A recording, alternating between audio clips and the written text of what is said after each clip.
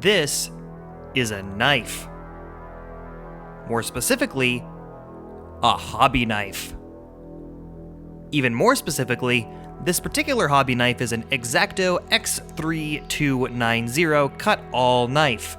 It is one of the few essential tools for making your Gunpla look as display-ready as possible. X-Acto describes it as the jack-of-all-trades in the X-Acto family, and can be used for many things such as cutting through paper, foam board, sheet metal somehow, delicate fabrics, and more. When building Gunpla, however, it'll be used for cutting plastic, more accurately for shaving off the tiny nubs of plastic left behind by the system-injected molded runners that hold the plastic parts of the unbuilt kit in place. While it's great that this particular knife can be used for all sorts of things, although I'm still questioning being able to cut any sheet metal thicker than tinfoil with this thing, the best thing that the X3290 has going for it is that it is cheap. Very cheap. Like couch cushions after a convenience store run cheap. The cut-all knife will run you about $4 at pretty much any store, and a pack of a dozen or so replacement blades will run you about the same cost. My only gripe is that it's very lightweight, making it feel like what you would expect from any bargain bin $4 tool. Heavier hobby knives, more durable metal ones with grips and retractable blades all exist too, and if you're willing to spend a couple extra dollars at your local hobby shop, you'll be able to find them with no major issues.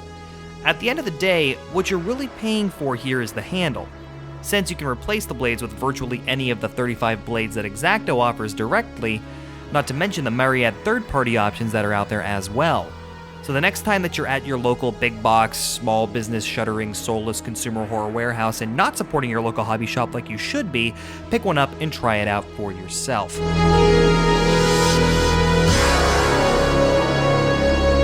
Now, it is never required to use any tools when building Gunpla. By nature, it's a hobby that's as accessible as it is because of its lack of necessary tools.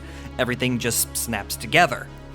This doesn't mean, however, that we can't perfect our craft, or at least do a better job about it, or make it slightly less terrible. Hey, your old standards are what you set for yourself. I don't have any control over that. Anyway, think of the meat slicer at your local deli. That gentle shaving movement is the kind of technique you want to try to adhere to when removing those nub marks, rather than hacking away at them like you're holding a machete or something. For bigger nubs, I've found great success in digging my knife into the side of the nub just above the surface of the part and popping it off like a bottle cap. I'll go more into depth with this technique stuff in another video.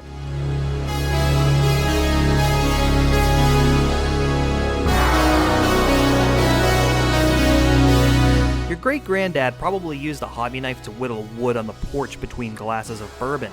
Nowadays, we can use them to clean up scale models of giant weaponized humanoid war machines. And I'm willing to bet that if they were around when your great-granddad was a kid, he would be doing the same.